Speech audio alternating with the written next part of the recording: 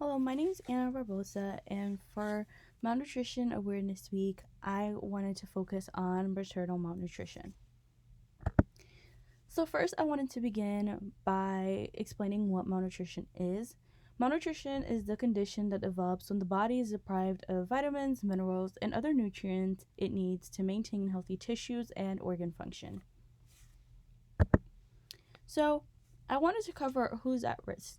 Many studies show that women in underdeveloped countries, women of lower socioeconomic standing, and women without access to health care are mostly at risk of developing maternal malnutrition.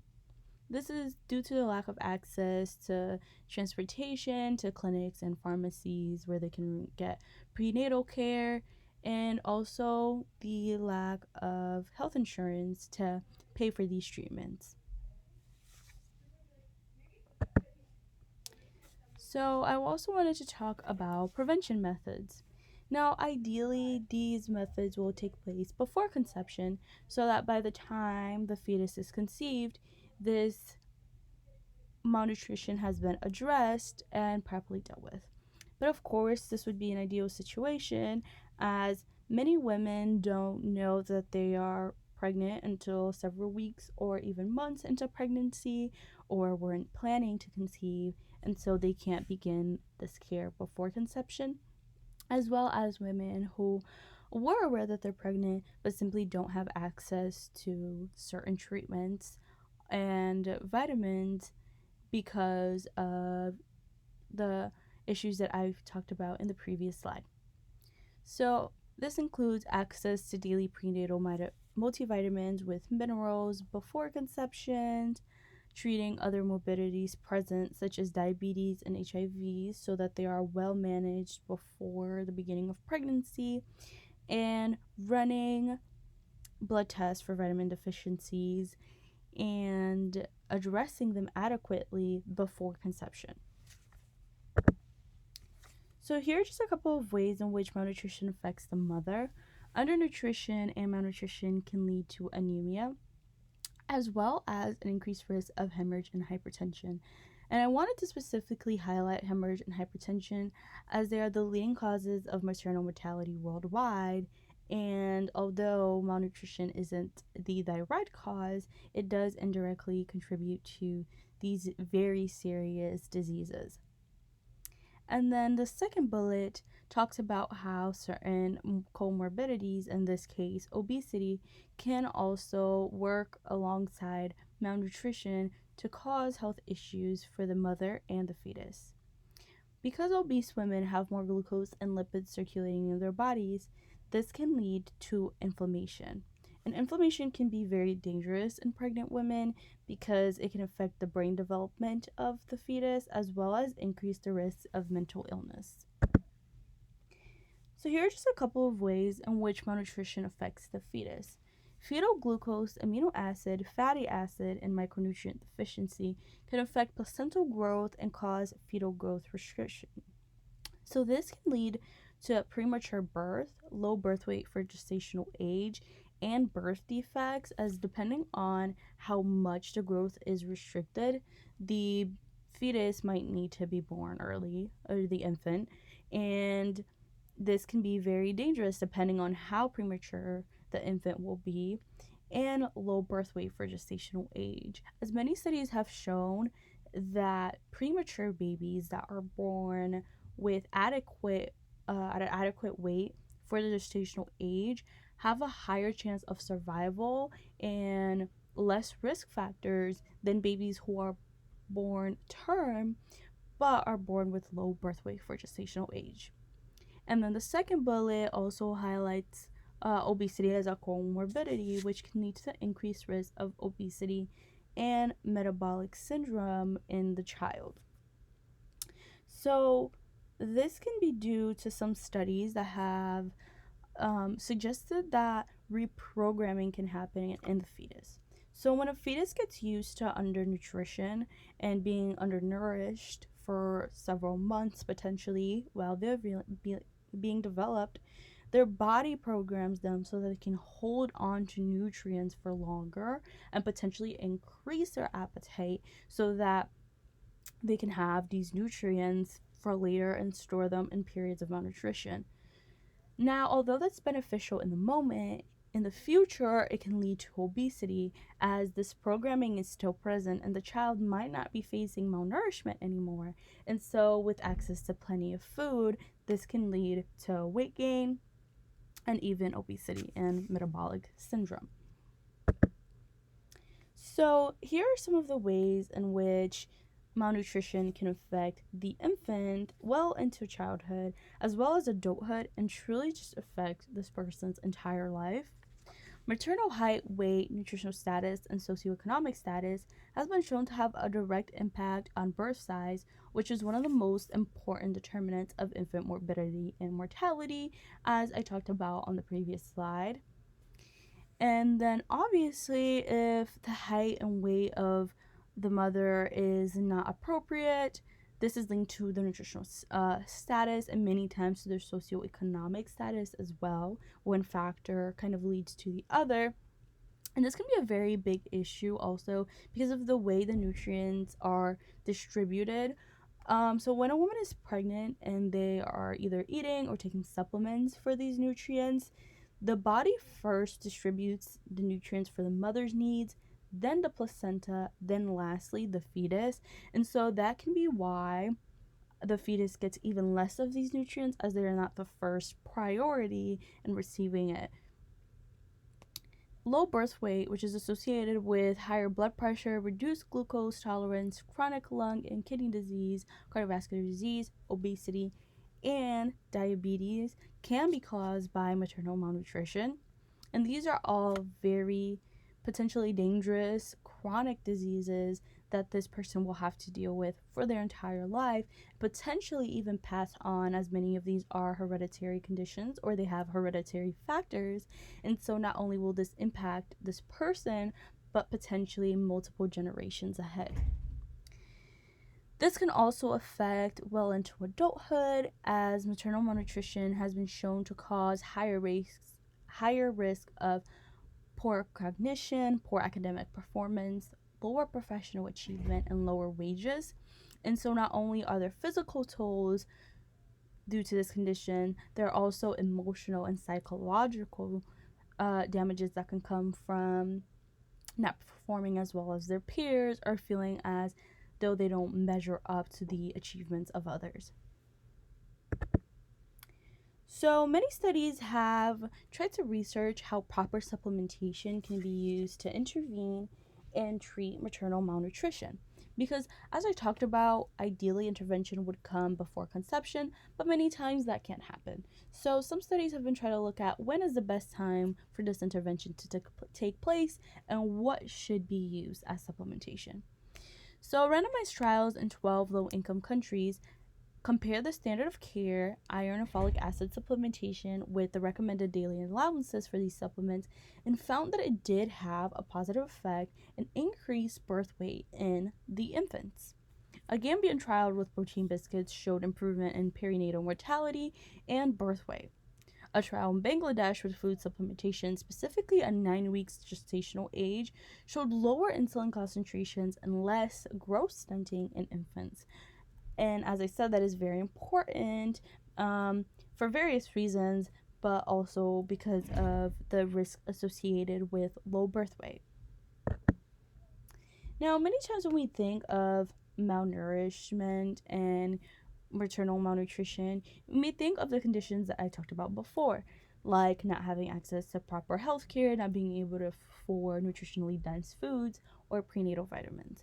But there are other conditions, such as this one, Hyperemesis Gravidarum, where this condition in itself is what can cause maternal malnutrition, even though the mother may have access to vitamin supplementation and a healthy diet.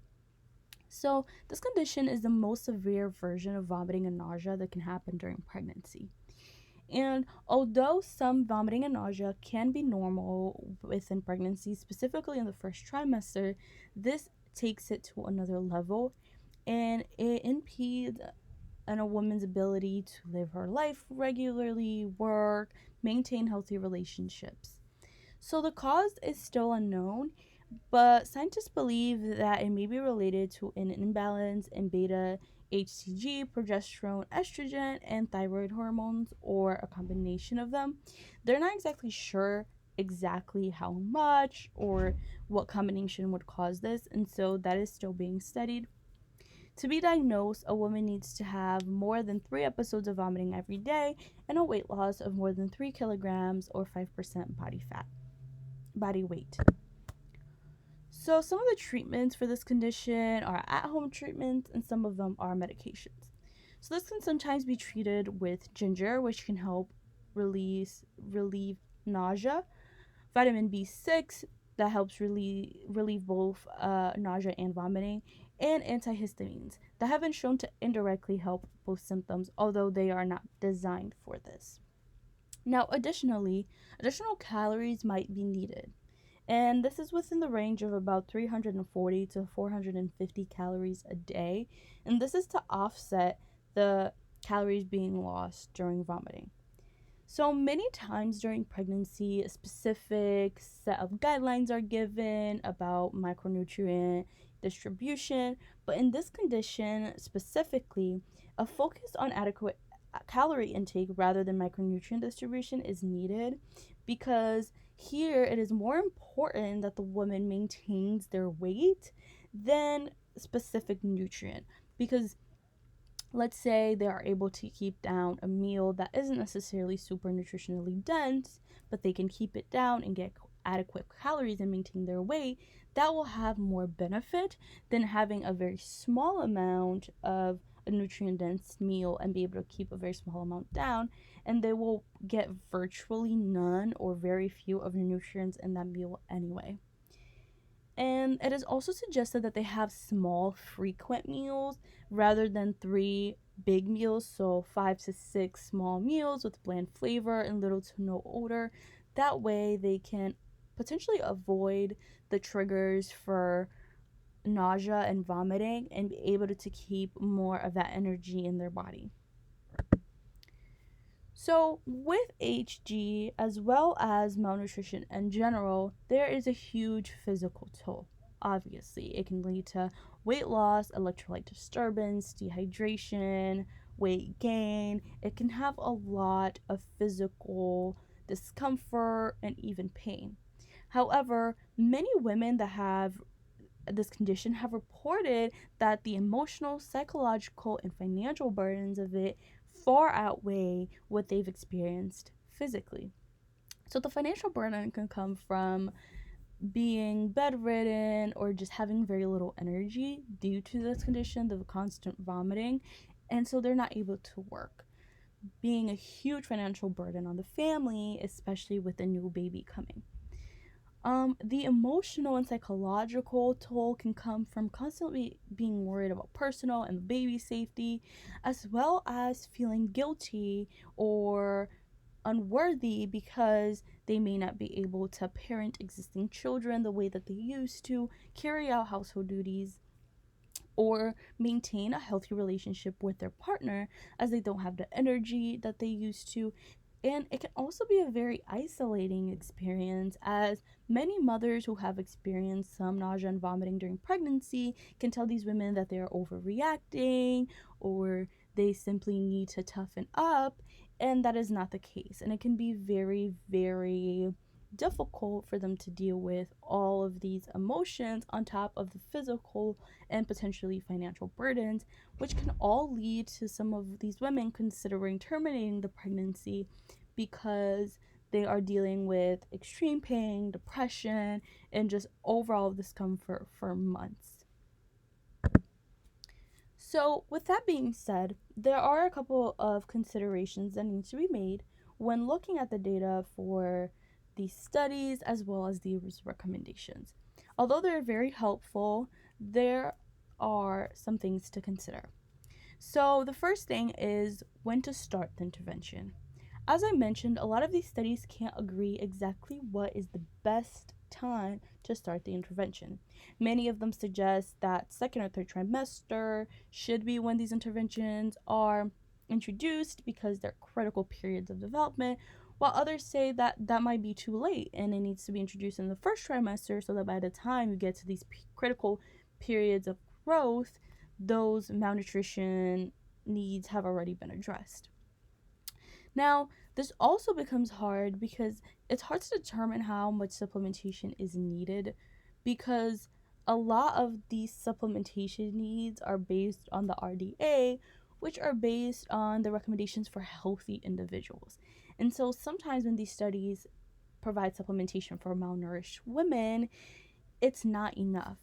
And some studies have theorized that the reason they haven't seen the growth of the size of an improvement that they were hoping for is because they didn't provide enough of a supplement to make a difference in a malnourished individual as it would in an otherwise healthy individual.